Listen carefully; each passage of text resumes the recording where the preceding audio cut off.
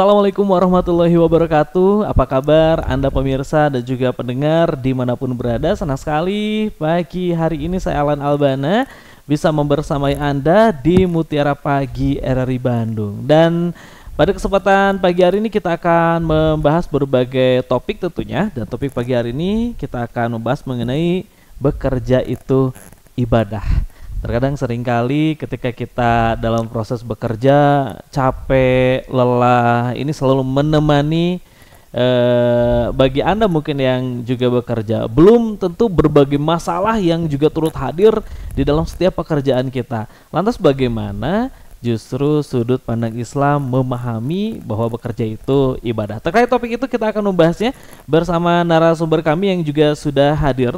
Beliau adalah seorang motivator, trainer, penceramah juga, Ketua HOC Jawa Barat, Sekretaris Bumi Melati Jawa Barat, Wakil Ketua PHRI Kabupaten Bandung, Pembina Jawara Sunda, dan sudah hadir tentunya Ustadz Ihera Mulyantara. Assalamualaikum, selamat pagi Pak Ustadz. Waalaikumsalam warahmatullahi wabarakatuh.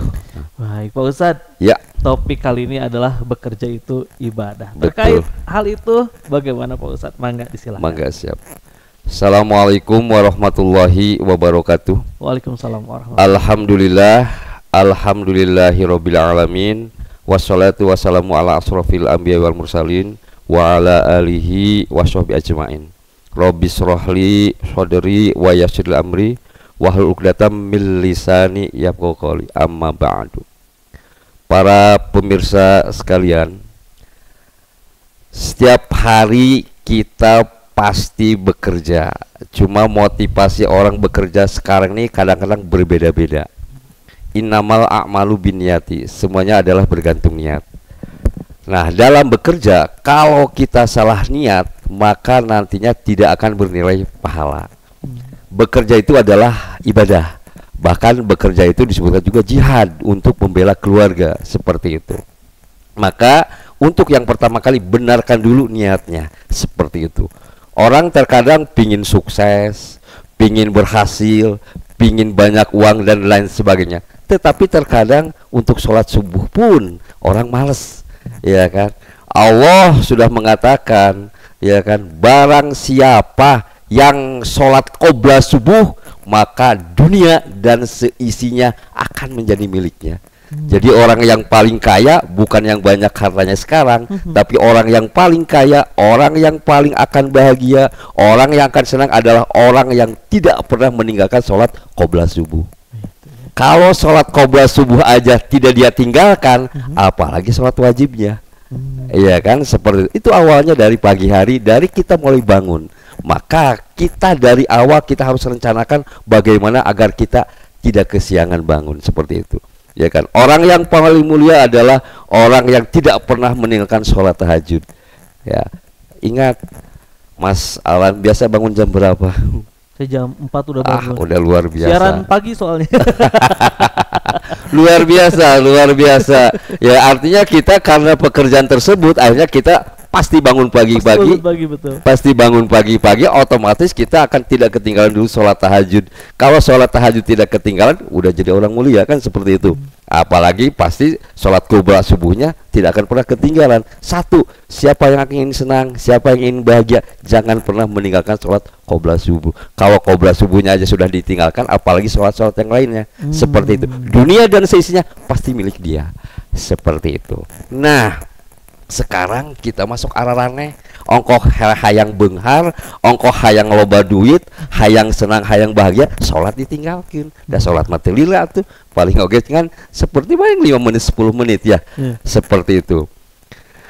Qobla subuh kita laksanakan, sholat subuh bagi laki-laki diusahakan selalu berjamaah di awal waktu di masjid, ya kan. Setelah itu kita itikaf di masjid. Setelah itikaf di masjid sampai kita suruk, sholat suruk, maka pahalanya luar biasa seperti umroh. Orang teh ayeuna rek umroh rek haji teh komo hararese ayeuna di kota Bandung wae untuk haji harus nunggu 20 tahun lebih. Lama. 20 tahun lebih untuk haji. Makanya sekarang orang cenderung untuk umroh, seperti itu. Dan untuk umroh untuk haji tentunya memerlukan dana. Dari mana? Dari bekerja. Maka dari awal niatkanlah bekerja sebaik-baiknya. Niatnya dulu bahwa kita bekerja adalah ibadah.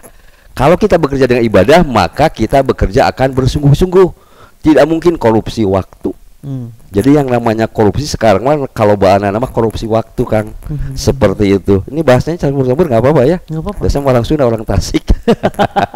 Kita disiarkan juga di Tasik dan Oh juga gitu. Oh iya. Kebetulan saya orang Tasik, orang Indihang. Cuma kebetulan saya bekerja di sini.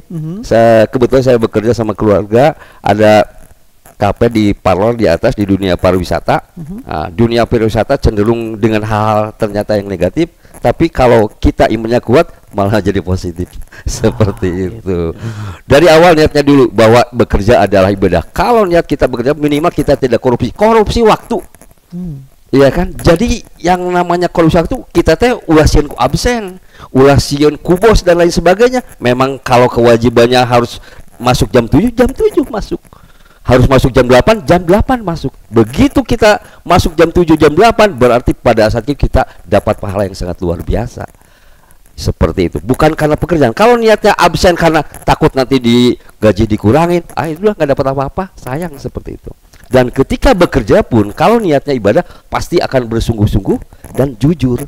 Apa adanya, tidak takut sama bos dan lain sebagainya. Dia akan berkreativitas semaksimal mungkin, mengeluarkan semua karena niatnya ibadah. Karena hanya Allah yang melihat. Ihsan bahwa kami bekerja dilihat oleh Allah, bukan oleh bos. Dah bos mah tuh ninggalin tenan paling tinggal CCTV-nya. Seperti jadi orang teh lamun bekerja tinggal CCTV we gitu juga kan niatnya lain. Seperti itu bukan jihad lagi, bukan ibadah lagi. Itulah Mas Ihsan bahwa benarkan niatnya dulu. Ketika kita bekerja adalah ibadah. Kalau niat kita ibadah, maka pahalanya sangat luar biasa, dicatat ku malaikat, dan itu akan menjadi bekal kita di akhirat nanti. Seperti itu. Mungkin untuk tahap awal kita bisa ngobrol-ngobrol nih sama Mas Alan yang masih muda kayaknya ya. Mas Alan nih muda, ganteng, luar biasa, tak pernah tinggal sholat subuh, makanya wajahnya cerah, memberikan cahayaan. Itu keutamaan ya. Nah, Qobla subuh. Baik, ini tadi bahwa dalam proses bekerja justru yang pertama adalah niatnya dulu. Betul, niatnya dulu, benarkan niatnya dulu. Niatnya, kalau kita niatnya udah ibadah, maka kita bangun dengan ikhlas gitu kan. Pergi dengan ikhlas. Ya, ketika di perjalanan walaupun macet ikhlas we, tuh menggerutu, tidak mengeluh dan lain sebagainya. Dijalani dengan enjoy, happy dan lain sebagainya. Seperti itu. Baik, ini menarik ketika menjalankan sebuah ibadah diniatkan, bekerja, kemudian diniatkan untuk ibadah, kemudian juga tadi ikhlas. Ini bagaimana cara membuat kita supaya terlatih keikhlasannya gitu? Ya. Jadi yang namanya ikhlas itu semuanya karena Allah. Bahwa kita bekerja itu bukan mencari uang. Kita bekerja memang disuruh ke Allah. Buat apa? Menafkahi keluarga kita. Yang namanya rezeki mah udah bisa di mana wae. Ya, di haji ada yang namanya sa'i. Ya kan? Sa'i, sopa marwah. Dalam rangka apa? Siti Hajar mencari air, mencari nafkah. Tapi cai keluar nanti mana? Dari kaki Ismail. Seperti itu. Artinya apa? Kita silahkan bekerja dengan niat ibadah dan rezeki mah bisa datang di mana wae. Satu contoh, kebetulan keluarga kami dulu kami punya yang namanya Biro Interior Circle ya. Circle ini pengalaman pribadi. Punya biro interior seperti itu, Circle namanya, dan kami itu yang namanya rumah contoh di Lembang. Di Green Villa Lembang namanya. Sekarang namanya. Dulu adalah rumah contoh. Karena kami bekerja di dunia interior arsitektur. Awalnya kami bekerja di dunia interior arsitektur, kami bikin rumah contoh. Ketika di Lembang, ternyata banyak agen-agen villa. Pak Hera katanya, sayang nih villa, buat bayar listrik, buat bayar pegawai, mending disewakan, kan gitu. Karena niat awal kita bahwa kita sebenarnya adalah rumah contoh, bukan untuk disewakan, tapi nggak apa-apa, bolehlah disewakan. Saya bilang pada saat itu ke agen villa, di Bandung Raya mana villa yang paling mahal? Se-Bandung Raya. Saya akan sewakan di atas itu. Laku heug teu kajeun, dan niat saya mah lain keur disewakan. Qadarullah, ternyata alhamdulillah villa itu laku. Bahkan ngantri. Padahal harganya paling mahal se-Bandung Raya, namanya di Green Villa Lembang pada saat itu. Iya kan? 6 tahun kemudian yang terjadi apa? Biro arsitektur dan interior kami malah bangkrut.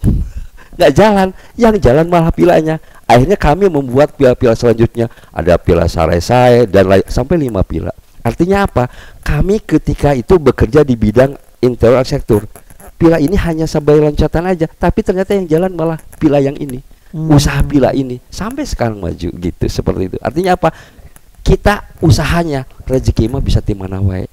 Mas Alan bekerja di sini, bekerjalah dengan ikhlas. Jangan pingin cari uang. Kita mah pingin cari doa Allah. Rezeki mah bisa di mana wae. Tiba-tiba ada yang ngasih tip ke Mas Alan, itu kan rezeki. Tiba-tiba datang orang, Mas Alan saya punya rezeki ini, itu kan rezeki. Dan rezeki biasanya tidak disangka-sangka dan tidak diduga-duga. Mas Alan sudah menikah? Sudah. Alhamdulillah. Ada pintu 8 rezeki, salah satunya adalah menikah. Tapi apa yang terjadi sekarang? Untuk nikah sekarang kan mikir, jangan buka imah, Iya jangan buka mobil, ya kan? Kuliah belum selesai dan sebagainya. Padahal niat nikah nggak buka pintu rezeki. Itu betul, setuju Pak Ustadz. Iya, nikah itu nggak buka pintu rezeki. Jadi jangan takut. Jadi mau menikah teh jangan buka imah, pegawai teh. Justru dengan menikah akan mendatangkan rezeki. Betul Pak Ustadz. Dulu pas memutuskan mau nikah pun juga gitu. Wah, gaji di RRI ini akan ke istri ini semua. Tapi setelah saya berikan gaji dari RRI dari istri, di luar ditambah lagi gajinya lebih dari RRI. Alhamdulillah. Tapi Pak Ustadz menarik. Hingga akhirnya kadang di dalam dunia pekerjaan ini banyak yang dirasakan oleh setiap orang saat ini Pak Ustadz. Ada istilahnya itu adalah overwork. Jadi kita tuh kadang pekerjaan ini tapi ternyata diberikan pekerjaannya yang lain lagi, ditambahin lagi.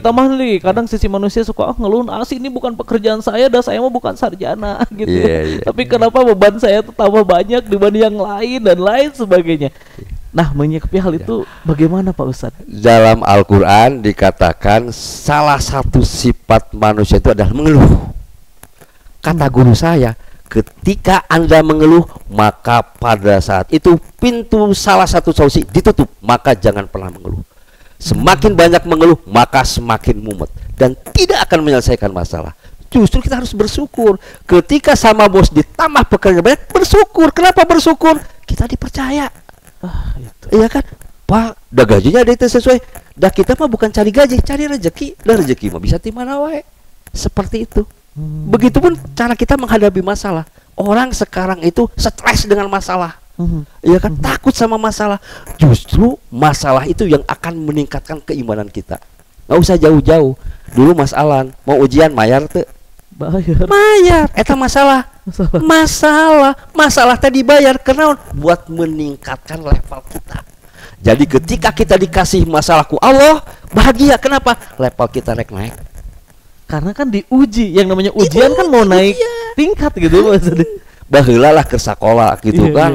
Urang teh ngahaja ujian teh misalnya KGO dan lain sebagainya contoh gitu.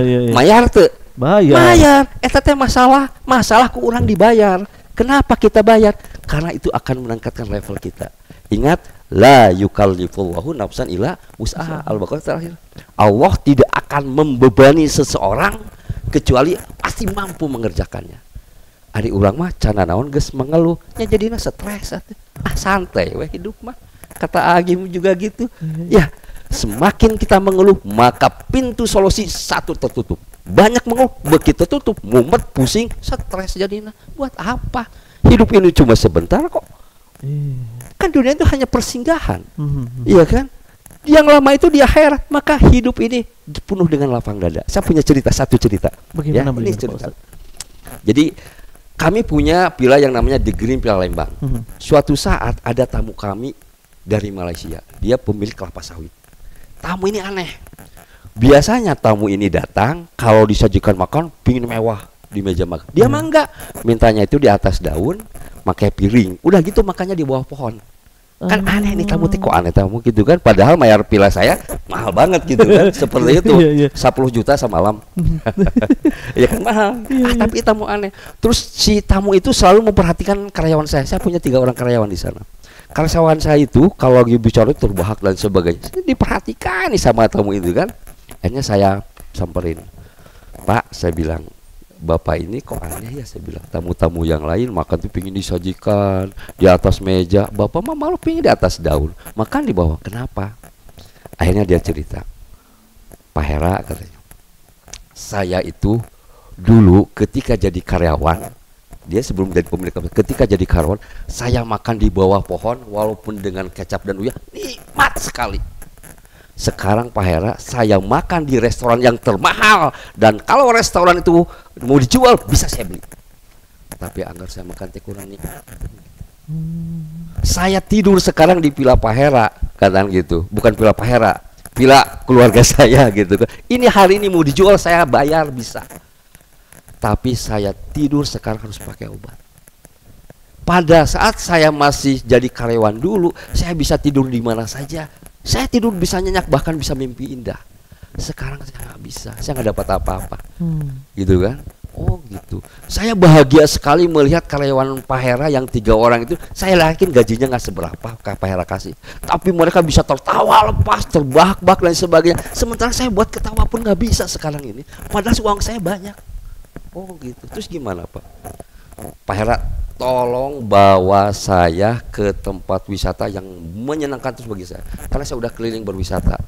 Pada saat saya ke tempat wisata, pada saat itu saya bahagia, senang banget. Tapi kita pulang, saya merasa hampa kembali, seperti itu. Terus ya tolong sama Pak Hera, pingin dibawa ke tempat wisata yang membuat saya bahagia terus. Kan pusing dibilang gitu ya.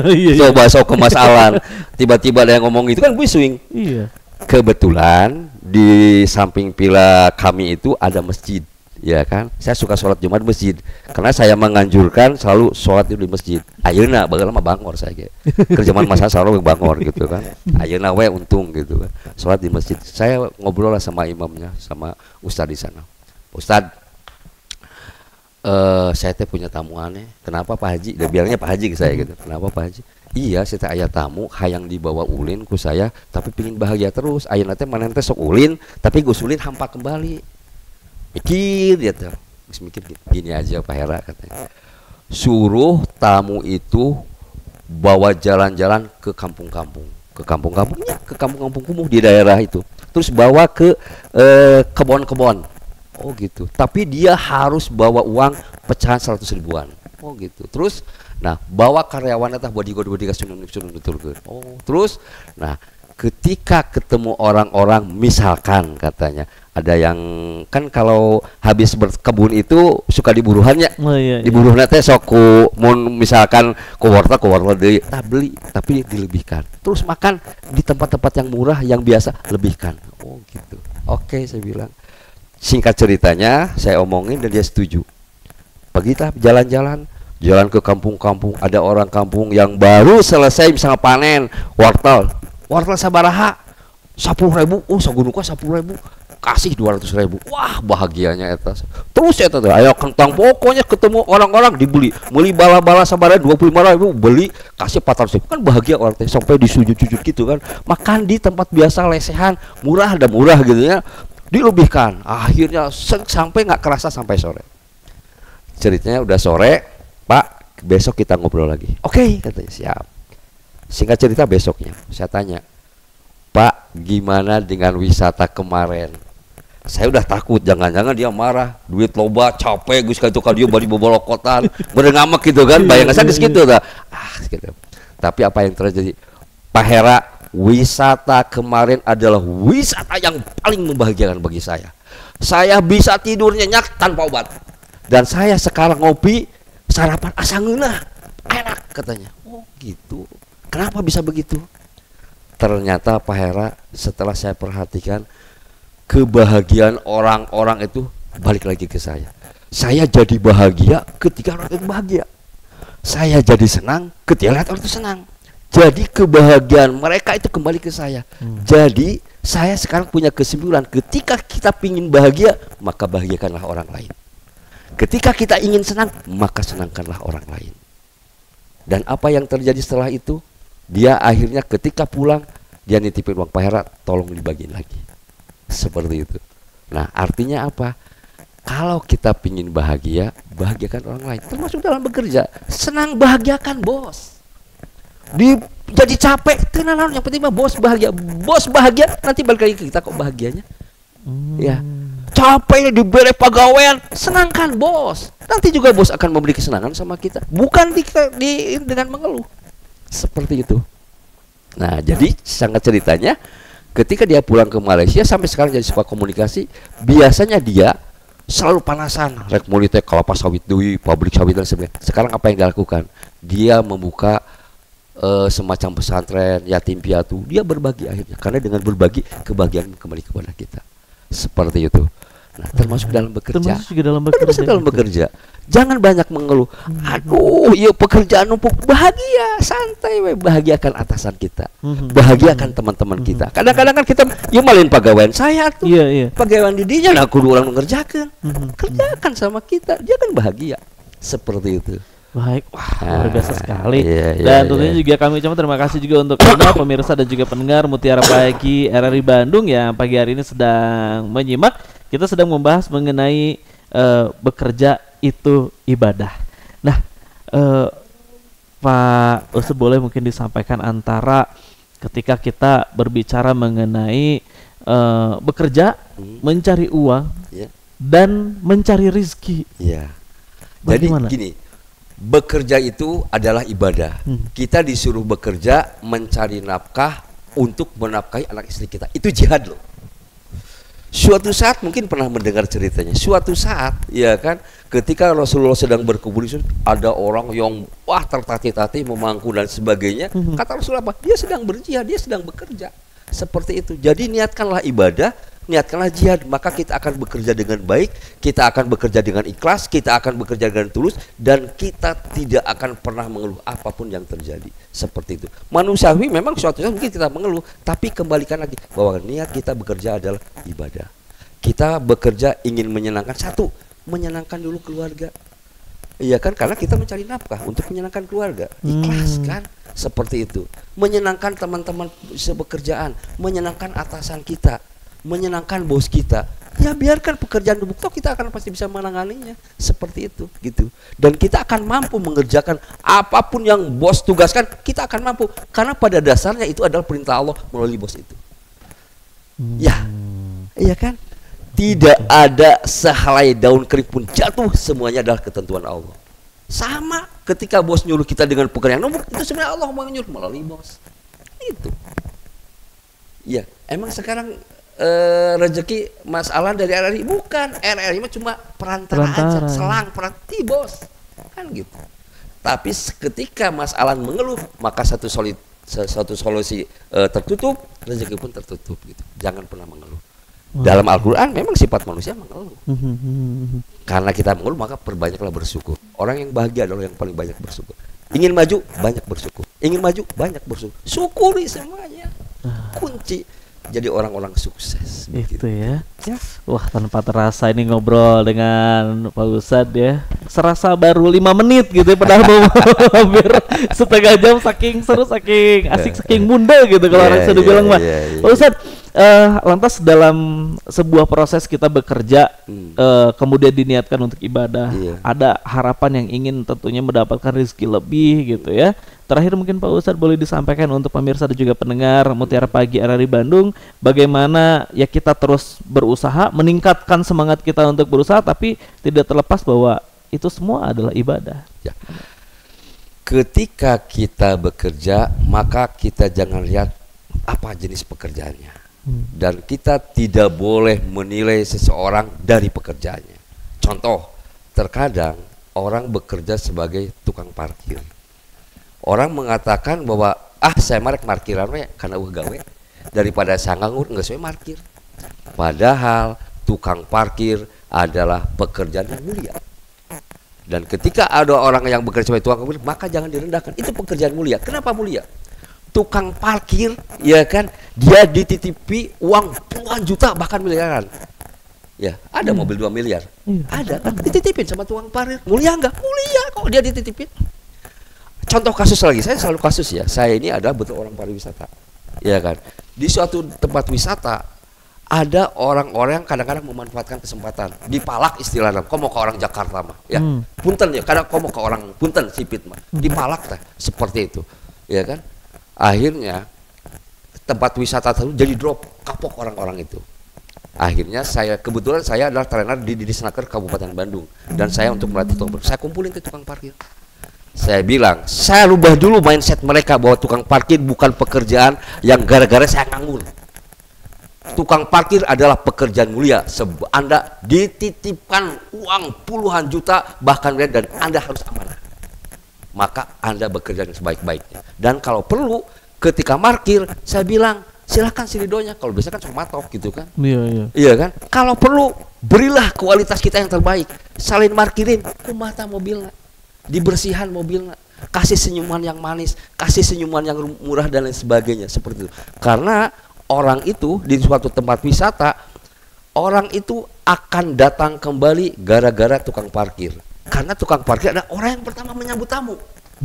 Dan orang yang terakhir, ya kan? Orang terakhir mengantarkan tamu.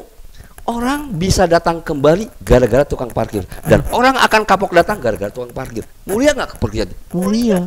Mendatangkan rezeki bagi yang lainnya. Seperti itu. Saya rubah mindsetnya. Tukang parkir adalah pekerjaan mulia dan ibadah. Karena kita akan memberikan pelayanan yang terbaik. Kita akan memberikan kebahagiaan pada orang lain dan menyenangkan orang lain. Tukang parkir, Pak saya ditato, nggak jadi masalah ditato. Ditato tapi penuh senyum, full senyum, ramah, baik hati, insya Allah tamu akan lebih respect ya. Asana rek merah 5.000 jadi 50.000. Dan itu kejadian benar serius seperti itu. Jadi akhirnya nu ditarato bagusnya tapi rapi, ramah dan sebagainya. Ketika parkir gitu kan, mereka cuci mobilnya bersih dan mereka nggak minta tarif. Pak mobilnya sudah saya bersihkan ya Pak. Seperti itu. Sabarahan, terserah Pak. Gak apa-apa, terserah Bapak aja. Coba dikitu ke tamu, norek mere 5.000 teh jadi. Jadi malah kan respect. Merena jadi 50.000. Tah gitu ku rezeki mah. Ketika kita menyenangkan orang lain, orang lain akan membalas dengan menyenangkan kita. Termasuk di tempat saya. Tempat tukang parkir tempat saya ditato. Saya bilang gak masalah, yang penting Anda ramah dan Anda berikan senyuman yang paling menarik. Senyum adalah ibadah. Betul nggak? Senyum adalah ibadah dan senyum adalah sodako. Dan itu gampang, siapapun bisa. Sodako, dan itu siapapun bisa. Senyumlah, kasih senyuman. Karena senyuman itu menular. Orang kerpusi ngerek ngambek beres senyuman. Senyum balik. Bener serius. Saya pernah ini kembali. Lebih baik saya mengatakan yang udah dialami. Ya kan motor serempet duk gitu kan. Rek marah saya kasih senyuman. Rek ngambek itu jadi serius. Akhirnya senyum kembali, kita salaman. Inilah cara Allah mempertemukan kita. Mungkin dengan cara kita bisa bersilaturahmi. Tuh, nu tadi narek amak jadi bersilaturahmi dan silaturahmi adalah mendatangkan rezeki. Bekerja. Ibadah. Jadi apapun juga kalau niatnya ibadah, jadi pahala, mendatangkan rezeki, mendatangkan kebahagiaan. Itu masalah. Subhanallah sekali. Haturun terima kasih Pak Ustadz sudah hadir tentunya pada kesempatan hari ini, dan terima kasih juga untuk Anda pemirsa dan juga pendengar Mutiara Pagi RRI Bandung.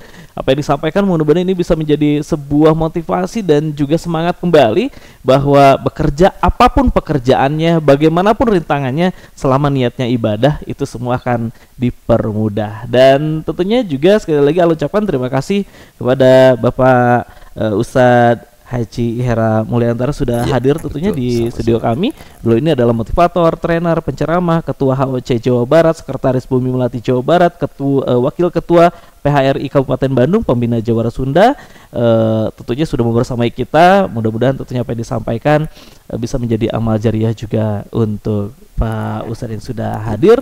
Dan terima kasih juga untuk Anda pendengar yang sudah menyimak kami melalui channel YouTube di RRI Bandung Live, ataupun juga Anda yang menyimak lewat siaran kami di Tasikmalaya, Ciamis, Garut, kemudian juga Sumedang, Subang, dan juga Cianjur. Sampai berjumpa kembali di Mutiara Pagi RRI Bandung selanjutnya. Saya Alan Albana pamit. Terima kasih. Assalamualaikum warahmatullahi wabarakatuh.